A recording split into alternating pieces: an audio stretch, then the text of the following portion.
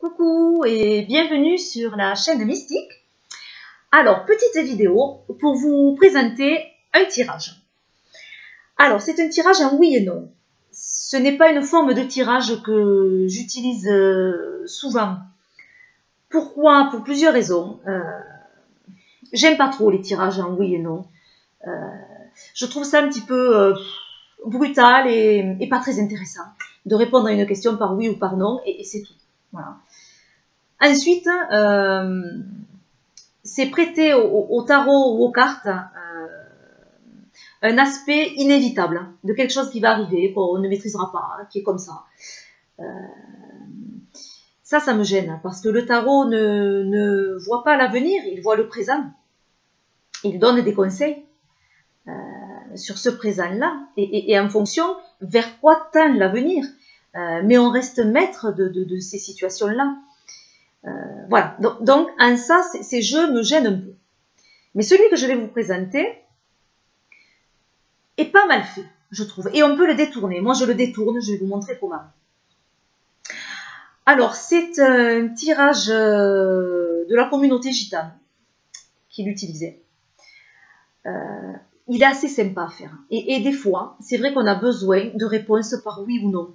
Parce qu'il y a des situations qui sont bloquées. On n'arrive pas trop à prendre les conseils que veulent nous donner les cartes. Et des fois, ça va être l'élément qui va déclencher.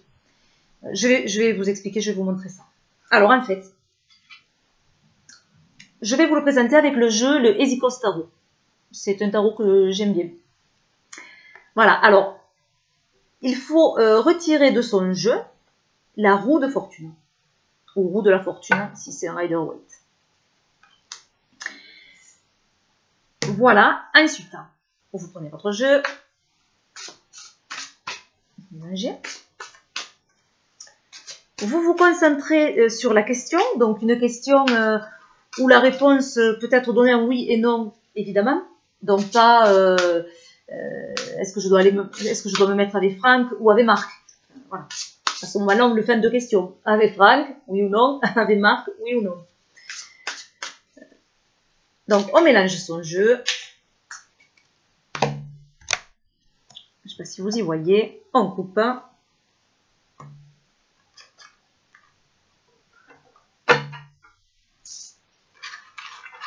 On étale.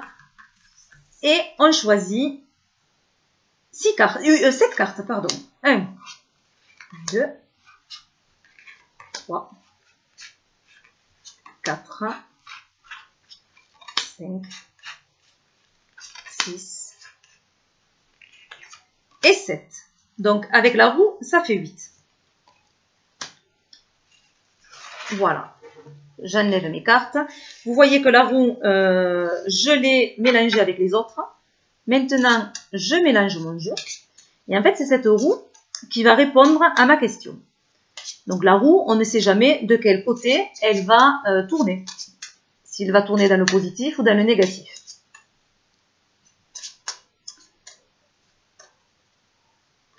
Voilà. Je coupe mon petit tas. Je l'étale et je vais positionner les cartes. Alors, je crois que ce sera plus simple de filmer avec mon téléphone. Donc, je vous laisse le temps de prendre le téléphone. Voilà, donc je me retrouve avec mes 8 cartes face à moi. Et la roue, donc, fait partie de ces 8 cartes. Et c'est cette lame qui va nous donner la réponse à notre question. Question d'ailleurs qu'on n'a pas posée. Donc, on va s'imaginer une question. Une personne vient vous voir pour savoir si... si cette année, elle va rencontrer l'amour. Voilà, question bateau. Donc, je fais mes petits tas et je vous explique ensuite. Je vais arrêter de bouger.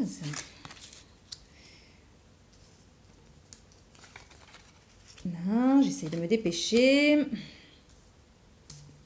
Là. Et là. Voilà, donc j'ai mes 4 tas de 2 cartes chacune. Alors, le premier en haut va présenter la réponse positive, un oui à la question. le tas d'en face va dire oui, mais il va y avoir un délai.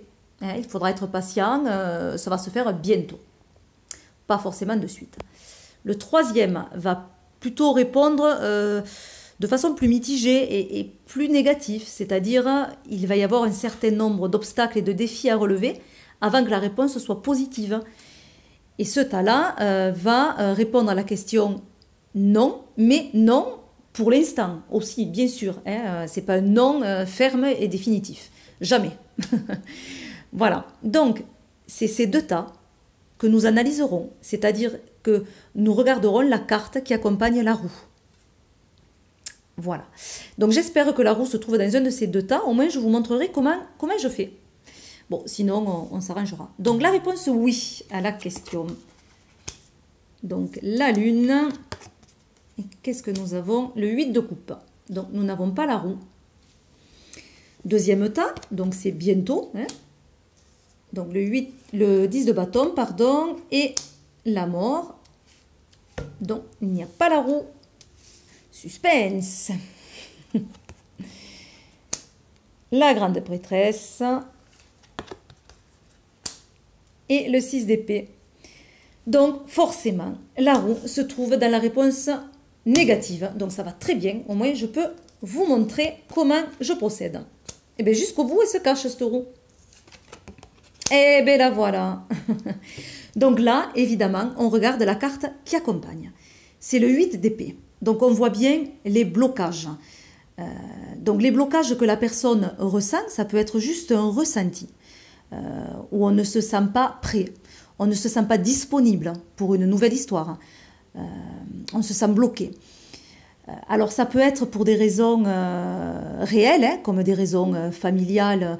On élève seul ses enfants, on a beaucoup de responsabilités et c'est peut-être pas le moment de vivre une histoire d'amour. Ou c'est ce qu'elle ressent et c'est pas une réalité absolue. Alors ce que je fais moi, c'est que je prends ces deux cartes.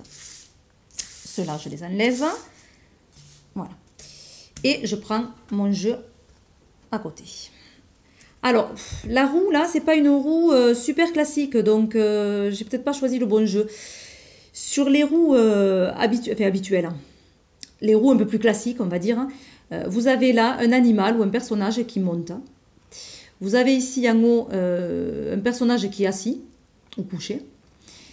Et de ce côté, un personnage qui descend ou un animal qui descend. Donc, on va se baser sur ça. On prend sa roue.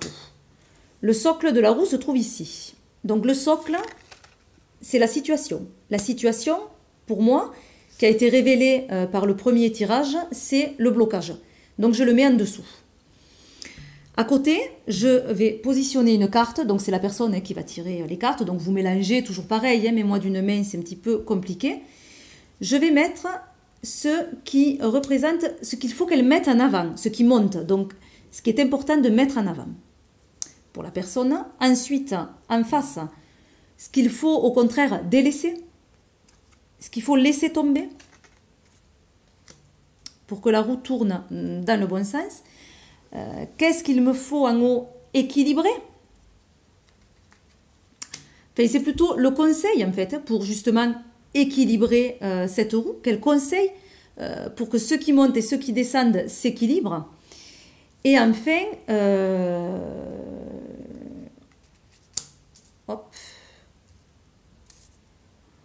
on a l'évolution, voilà, que je positionne sur ma roue. Donc l'évolution, si, bien sûr, je mets en place les conseils que m'a donné le tarot. Donc par exemple, nous avons dans la partie ce que je dois mettre en avant, ce que je dois faire monter, c'est l'impératrice qui sort. Donc c'est un côté, l'impératrice est très féminine, c'est aussi une maman. Il y a ce côté aussi protection, mais c'est peut-être justement arriver à être une maman, mais à être aussi une femme. C'est pas parce qu'on est une maman qu'on n'est pas une femme. Et il faut peut-être mettre en avant sa féminité. Ce qu'il faut délaisser, par exemple, hein, je vous donne encore vraiment un exemple, ça peut être interprété d'une autre façon, bien entendu. On a la carte de l'ermite. Donc c'est peut-être une personne qui s'isole un peu trop, qui ne va pas vers les autres, qui reste justement dans ce rôle de maman et qui ne cherche pas à rencontrer des personnes. Donc il va falloir un peu se mettre en avant et arrêter de s'isoler. Voilà, par exemple. Le conseil, c'est la tour, donc le conseil. La tour peut nous dire de lâcher prise, de se laisser aller, qu'on libère nos sentiments, qu'on se libère. Voilà. Et ensuite, l'évolution, c'est ce qui me fait dire le côté maman et le côté femme, hein, parce que l'évolution, c'est la tempérance. Et la tempérance, c'est quand même un équilibre. C'est l'équilibre entre le yin et le yang. Donc, l'évolution, c'est arriver justement à équilibrer et sa vie de famille et sa vie de femme, tout simplement. Voilà. Donc, voilà un exemple de tirage qui, au départ, est un tirage en oui et en non, mais où on arrive à interpréter et à faire évoluer une situation. Voilà, bon, j'espère que ce tirage vous a intéressé. Je vous fais plein de gros bisous et je vous dis à bientôt pour de nouvelles vidéos.